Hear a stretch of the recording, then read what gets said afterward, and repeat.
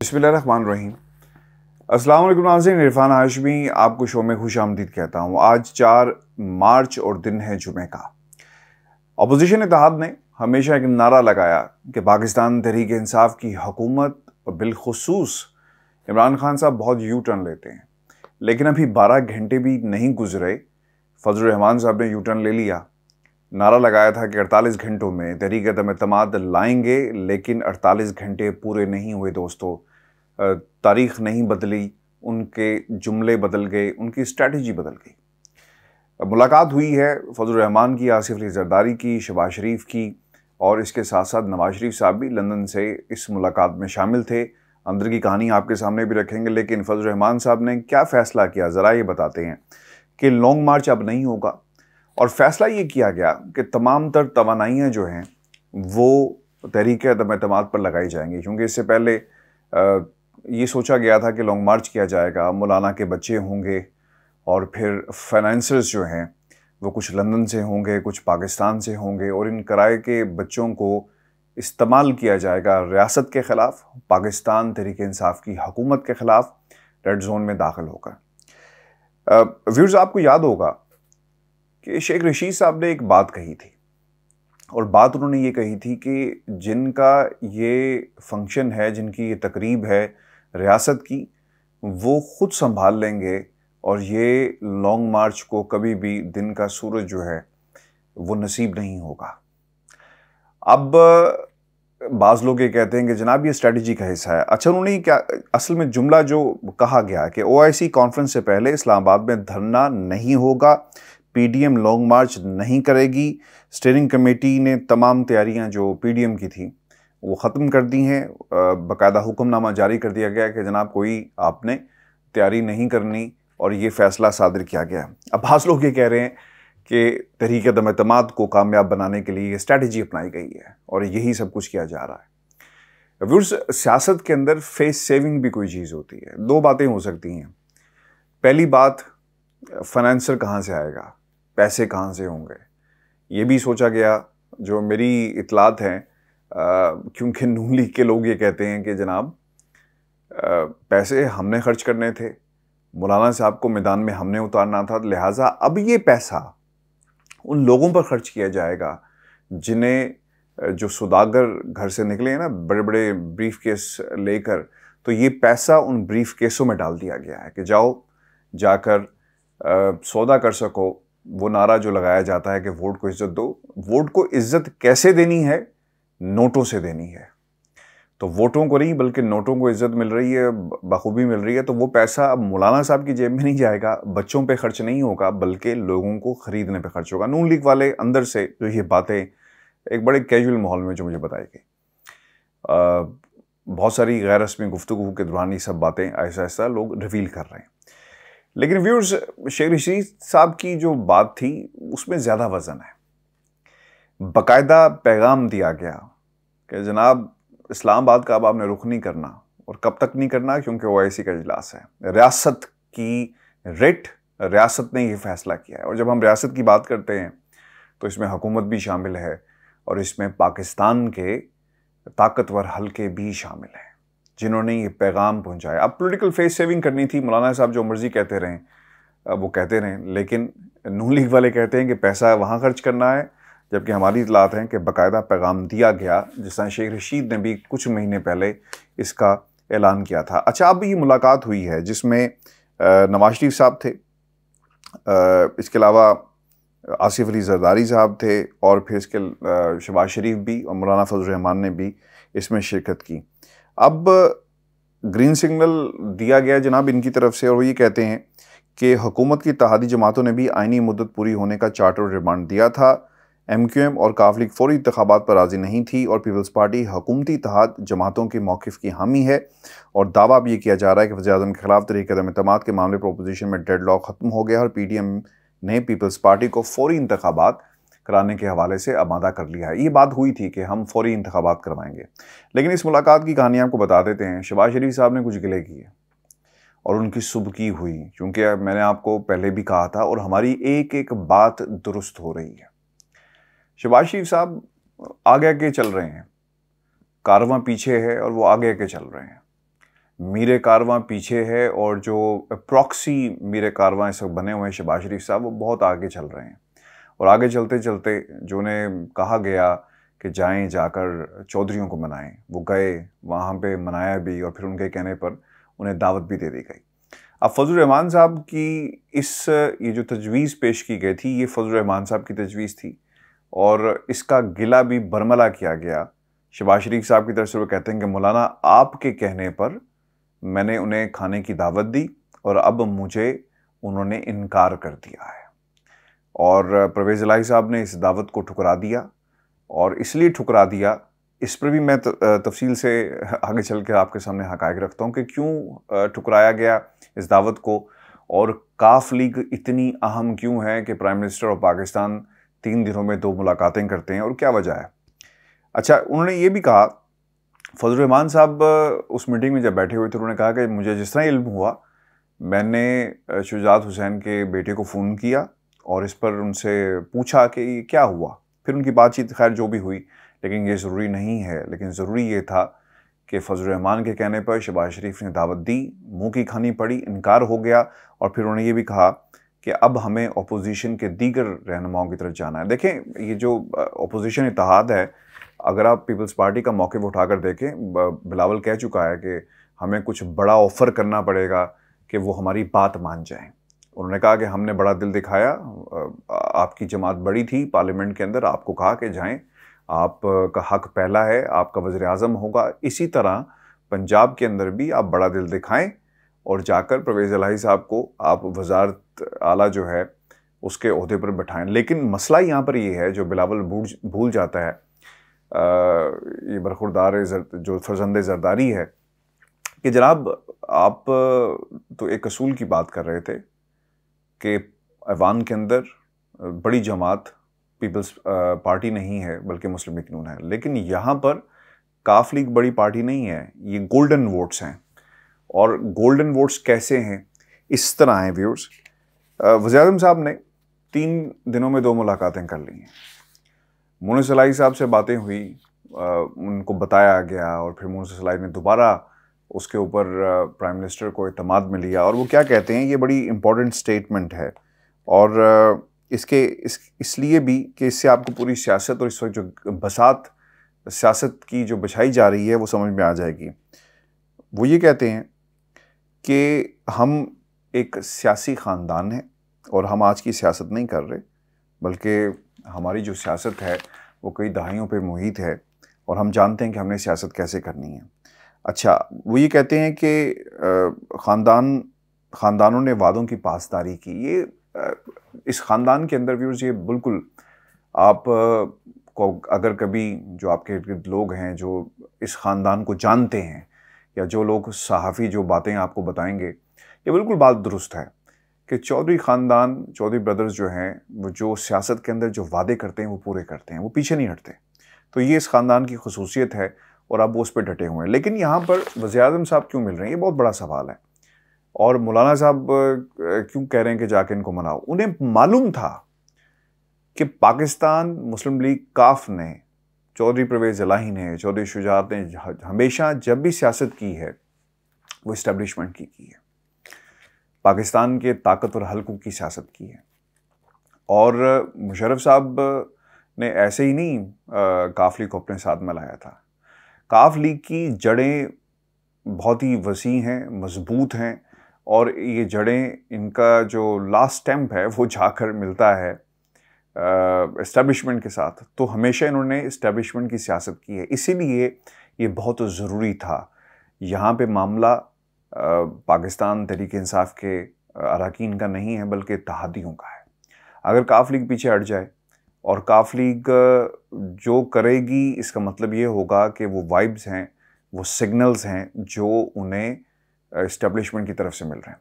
तो अब तक की इत्तलात के मुताबिक पाकिस्तान मुस्लिम लीग काफ इत्तेहादी ग्रुप हुकूमत के साथ खड़ी है और वो मौजूद है और वो हिलेगी नहीं। इस प्रोग्राम में आगे चलकर चौधरी गुलाम हुसैन साहब भी हमारे साथ मौजूद होंगे। पाकिस्तान से उज़्बेक सदर के एजाज़ में जो तकरीब का एहतमाम किया गया वज़ीर आज़म पाकिस्तान इमरान खान की तरफ से, वो उस तकरीब में मौजूद थे और मेरी रिक्वेस्ट के ऊपर उन्होंने हमें ज्वाइन किया और कुछ मैंने उनसे बातें भी की। वो मैं आपको सुनाऊंगा कि वो क्या कहते हैं नंबर गेम के हवाले से। और इस वक्त पाकिस्तान तहरीक-ए-इंसाफ की बॉडी लैंग्वेज क्या है, इमरान खान साहब की बॉडी लैंग्वेज क्या है, वज़रा की बॉडी लैंग्वेज क्या है, और जो ऑफ द रिकॉर्ड गुफ्तगू हो रही है हम उनसे जानेंगे। लेकिन उससे पहले आपको बता दें, लंदन के हवाले से खबर बाकायदा इस वक्त डिस्कस हो रही है और कहा जा रहा है कि जहांगीर तरीन साहब की मुलाकात हुई है नवाज शरीफ साहब से। आपको याद होगा कि इससे पहले भी जहांगीर तरीन के हवाले से कहा गया था कि वो लंदन आएंगे, नवाज शरीफ साहब से मुलाकात करेंगे, और फिर ये भी कहा गया लंदन के कुछ सहाफ़ियों की तरफ से कि एक प्रेस कॉन्फ्रेंस होगी जिसमें बाकायदा वो आइंदा का लाएमल भी पेश करेंगे। जहांगीर तरीन साहब इससे पहले भी आए लंदन में, मुलाकात नहीं हुई, वापस चले गए। अब जिन हालात में वो यहाँ पर आए वो एयर एम्बुलेंस के ज़रिए आए हैं और तकलीफ़ में हैं अपने इलाज के लिए, और शायद फिर वो कुछ दिनों के बाद पाकिस्तान चले जाएं, लेकिन उनका इलाज चल रहा है। कोई मुलाकात नहीं हुई और हमारी इत्तलात के मुताबिक एज़ वी स्पीक आज की तारीख़ में ना ही किसी की कोई ख्वाहिश तो हो सकती है कुछ सहाफ़ियों की जो हवा उड़ा रहे हैं, लेकिन व्यूअर्स मुलाकात नहीं हुई। और इसकी सबसे बड़ी दलील ये भी है कि अगर कहीं पे मुलाकात होती तो बाकायदा नून लीग की तरफ से इसका ढंढोरा पीटा जाता, लेकिन ऐसा नहीं है। और मुलाकातों के हवाले से जो बातें फैलाई जा रही हैं इसमें कोई हकीकत नहीं, ये सिर्फ अफसाना है। अच्छा, अब कुछ ट्वीट्स की गई हैं। शाहीन सबाई साहब से अब से कुछ ही देर पहले मेरी बड़ी तफसील से उनसे बात हुई और अक्सर उनसे बात तकरीबन रोज़ाना की बुनियाद पर हो रही है। अपनी मसरूफ़ियत की बिना पे वो टेलीविज़न स्क्रीन्स के ऊपर हमें नज़र नहीं आते और कंट्रीब्यूट वैसे नहीं कर रहे, लेकिन उन्होंने एक ट्वीट भी किया हमारी उस गुफ्तगू के बाद, और काफ़ी देर बात होती रही पाकिस्तान में इमरान खान साहब के ऑप्शंस क्या हैं, काफ लीग की सियासत, पाकिस्तान तहरीक-ए-इंसाफ के अलावा पीपल्स पार्टी की सियासत और मौलाना फजल रहमान साहब की सियासत। उसके ऊपर उन्होंने बात करने के बाद एक ट्वीट भी किया और वो लिखते हैं कि टाइम टाइम फिश ARY ने खबर दी मौलाना के 23 के लॉन्ग मार्च से रोक दिया गया और वो मान गए, यानी अब भी थर्ड एम्पायर उंगली उठा रहे हैं। अगर ऐसा है तो फिर तो अदम एतमाद और पीपल्स पार्टी का मार्च भी हुआ, हवा में गए। वैसे 48 घंटे तो हो गए मौलाना के ऐलान के बाद, मतलब सब कुछ हवाई शेर रशीद जीत गए। ये बात शेख साहब के हवाले से पहले भी कही गई थी, तो ये इस पर कमेंट्स भी बड़े ज़बरदस्त किस्म के आए। ये पहले दिन से ये गीदड़ भक्तियाँ थी। पीपल्स पार्टी का लॉन्ग मार्च में भी लोग शॉर्ट हैं, अदम एतमाद भी अदम इत्तफाक का शिकार है। और फिर इसके अलावा और भी लोगों ने बातें कही हैं। एतजाज़ हसन की वो बात याद आती है कि हुकूमत घराना अपोजिशन का 1 घंटे का काम है, लेकिन ये उस वक्त तक नहीं कहेंगे जब तक ऊपर से हुक्म नहीं आएगा। और इसमें एक बात और भी अहम है कि अपोजिशन को इसके बदले NRO मिलता रहेगा। देखें, ये बड़ी ज़बरदस्त बातें हैं जो जिनका लोग हमारे से ज़्यादा तो तज्ज़िया अवाम अच्छा कर लेती है, और वो लोग जो सियासत को बहुत अच्छा समझते हैं। आज मेरे चैनल के ऊपर किसी ने कमेंट भी किया हुआ था कि ये मामला सारा नवंबर का है और दिसंबर जालिम होता है, लेकिन नवंबर उससे भी ज़्यादा जालिम होता है, और इसे जोड़ा जा रहा है आर्मी चीफ़ की एक्सटेंशन के हवाले से कि आर्मी चीफ़ की एक्सटेंशन और फिर होगा क्या, वो मांग रहे हैं, मिल नहीं रही, और बाकायदा ये शायद न्यूट्रल रहने की जो बात है वहाँ से इसका आगाज़ हुआ। पाकिस्तान से अभी ज्वाइन किया है चौधरी गुलाम हुसैन साहब ने। चौधरी साहब, बहुत शुक्रिया सर आपके वक्त का। चौधरी साहब, क्या इस वक्त ये नंबर गेम जो चल रही है, आपके पास क्या खबर है? बताएं हमें इस हवाले से। हुकूमत के लिए मुश्किल है, अब तो फजल रहमान साहब ने भी ऐलान कर दिया, 48 घंटे की जो बात कर रहे थे अब उससे भी पीछे हट गए। इस वक्त आप ग्राउंड पे क्या सिचुएशन देख रहे हैं? देखें, यानी जब कल मौलाना फजल रहमान प्रेसिडेंट JUI और PDM जो भी, उन्होंने अचानक जब ऐलान किया कि 48 घंटे में हम अदम एतमाद ला रहे हैं, तो फ्रैंकली स्पीकिंग इससे जो नफसियाती उनको फतह हो सकती थी वक्ती तौर पर वो हुई, और हर एक सियासी मुबस्सरीन ने ये समझा कि इनके पास नंबर भी पूरे हो गए हैं और उन नंबर्स को इनकी न्यूमेरिकल स्ट्रेंथ जो है उसको तोड़ के इनकी पॉलिटिकल शिकस्त में तब्दील करना तकरीबन नामुमकिन होगा। तो ये कल रात ये इम्प्रेशन पैदा हुआ। आज उसके बरक्स ये हुआ जब शाहिद खाकान अब्बासी साबिक वज़ीर आज़म लाहौर से रवाना होने लगे और वो चले गए मोटरवे पर, तो उनको व्हाट्सएप पर मैसेज किया गया कि आज आप वापस आ जाएं, जो मीटिंग करनी थी वो कल करेंगे। आपने देखा कि फजलुर रहमान और जरदारी की मीटिंग हुई है, और इसमें जो मीटिंग थी इसमें नवाज शरीफ ने भी ऑन वो टेलीफोन या जो भी उनका सिस्टम है उसके अंदर पेश होना था।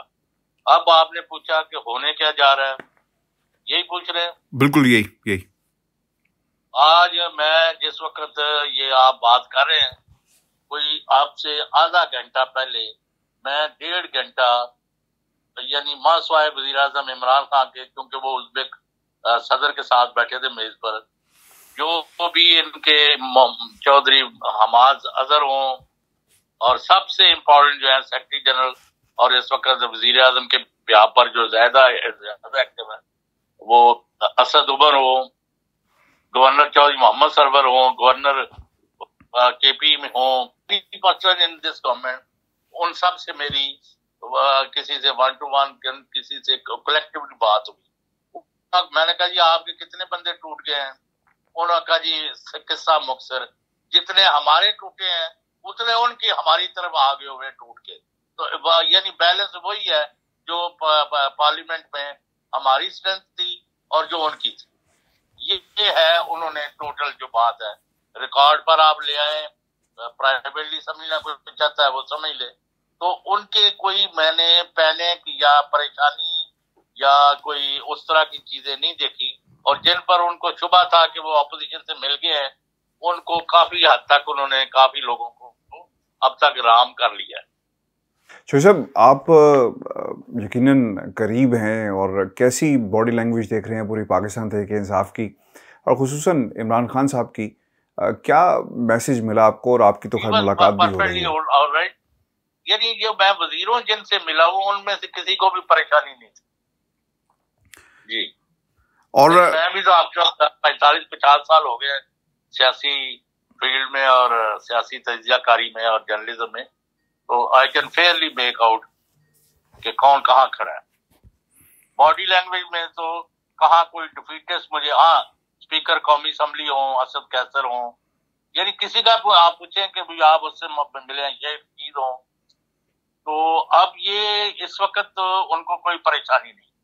अब होना यह है कि पहले अपोजिशन ने रेपोजिशन दे दी है इजलास करने की, वो स्पीकर ने बुलाना है 14 दिन के अंदर, उस अदम इत्मीनान जो है उसके अंदर पेश करनी।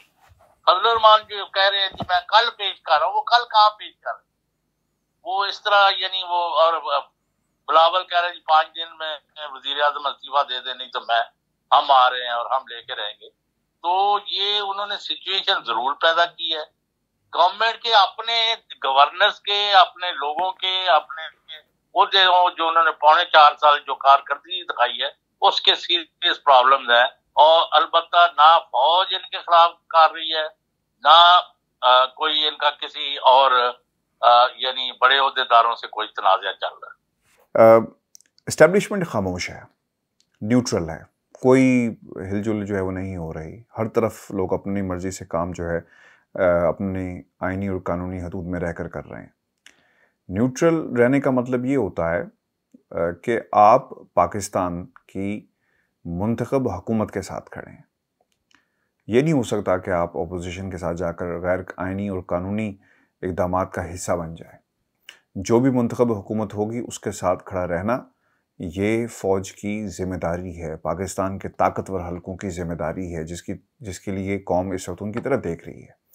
इंशाल्लाह कल जो मैं प्रोग्राम करूँगा आपको बताऊँगा तारीख़ों के साथ, जुमलों के साथ, जो अल्फाज इस्तेमाल किए गए इज़्ज़त माब जनाब नवाज शरीफ साहब ने, जो मुल्क से भागे हुए हैं और वो बात करते हैं पाकिस्तान की फ़ौज के ख़िलाफ़। उनकी साहबजादी अदालतों में पेश होती हैं, पेश होने के बाद हर्जा सराई करती हैं पाकिस्तान की फ़ौज के ख़िलाफ़। फिर वो ये भी कहते हैं कि हम नाम लेंगे। इनकी जितने भी इनकी पार्टी के लोग हैं, बात की जाती है टेलीफोन कॉल्स की और कहा जाता है कि पेशावर से एक शख्सियत मुलविस हैं, एक शख्सियत बहुत ज़्यादा एक्टिव हैं, फिर हम उनका नाम भी लेंगे। तो ये कर क्या रहे हैं? पाकिस्तान के इदारों को मिलान कर रहे हैं। ये मुझे मिलान कर रहे हैं, आपको कर रहे हैं? नहीं, ये पाकिस्तान के इदारों को मिलान कर रहे हैं। हम जब पाकिस्तानी कौम इदारों की बात करते हैं ना, तो हम ज़रा सेंटिमेंटल हो जाते हैं। इसलिए सेंटिमेंटल होते हैं कि हमने बचपन से फ़ौजियों को 65 की जंग हो या हर वो बहास हो जहाँ पर आर्मी ने अपनी जानें कुर्बान की, हमारी जो सेंटिमेंट्स हैं उनके साथ इसलिए बचपन से जुड़े होते हैं, और हमारी बका भी इसमें है कि हमारी सरहदें मजबूत हों। जवानों की जो शहादत जो है वो पूरी कौम के लिए एक ऐसी चीज़ है जिसे कोई फरामोश नहीं कर सकता, और ये ऐसा कर्ज है जो पूरी कौम पे कर्ज होता है, किसी एक पे नहीं होता। हर सिपाही मैंने पिछले प्रोग्रामों में ये बात कही थी कि सिपाही के लेवल के ऊपर भी रिजेंटमेंट मौजूद है। वो ये कहते हैं, मेरी एक नहीं कई लोगों से बात हुई, कि अगर हमारे बड़े भूल भी जाएंगे कि नवाज शरीफ ने हमारे बारे में क्या कहा और बाकी लोग पाकिस्तान के बारे में क्या कहते हैं, तो ये भूल जाएं, लेकिन हम इन्हें कभी भूलने नहीं देंगे। तो मुझे ये समझ नहीं आती कि जस्ट इमेजिन कि तरीक़े एतमाद कामयाब हो और आप ये न्यूट्रल की बात करते रहें, और जस्ट इमेजिन कि prime minister of Pakistan Shehbaz Sharif साहब बन जाएं। जस्ट इमेजिन कि prime minister of Pakistan Shahid Khaqan Abbasi. Just imagine कि वो लोग जो इस पाकिस्तान की सियासत के अंदर मरूसी किरदार हैं और मरूसियत का बीज बोते हैं, बिलावल की शक्ल में, आसफा की शक्ल में, जुनैद सफदर की शक्ल में, मरियम की शक्ल में, बाकी लोगों की शक्लों के अंदर, आप उनसे अपने बच्चों के लिए कैसे बेहतर मुस्तकबिल की जो है उम्मीद लगा सकते हैं। ये अपने बच्चों का मुस्तकबिल तो बेहतर कर सकते हैं, पाकिस्तान की आवाम का मुस्तकबिल जो है किसी सूरत भी बेहतर नहीं किया जा सकता। व्यूअर्स, अगला शो जो होगा आपको तारीख़ों के साथ, जुमलों के साथ, अल्फाज जो नवाज शरीफ ने पाकिस्तान की फ़ौज के लिए इस्तेमाल किए, आपकी याददाश्तों को ताज़ा करने के लिए आपके सामने रखेंगे। अपने कमेंट्स भेजिएगा, ये बहुत इम्पॉर्टेंट है। जो लोग भूल गए कि लोग क्या थे, इनको ज़रूर हम याद कराएंगे कि सियासतदान जो इस वक्त एक अजीब सी रविश का शिकार हैं, और जिनका जो मकसद सिर्फ इस वक्त ये है कि किसी तरह दोबारा इक़्तिदार में आना है, ये कौन सा खेल खेल रहे हैं। मेरे पास इत्तलात है, और लोग तो खैर ट्वीट कर रहे हैं ना कि CIA वर्सेस ISI की जंग जो है वो हमें देखना होगा कौन जीतता है और कौन न्यूट्रल रहता है। बहुत सारे टेलीविज़न चैनल्स के ऊपर ख़बरें जो आ रही हैं आपके सामने, लेकिन एक TV चैनल ने अपने रिपोर्टर्स और अपने जो टीम के लोग हैं उनके वीज़े अमेरिका के लिए लगवाए हैं, और अगर अमेरिका के वीज़े लग रहे हैं, लगवाए गए हैं, तो इसका बुनियादी मकसद क्या है, इस पर फिर इंशाल्लाह मैं तफसील से बात करूँगा। अपने कमेंट्स भेजिएगा, चैनल को जरूर सब्सक्राइब करें। इजाज़त दीजिए, अल्लाह ने के बाद।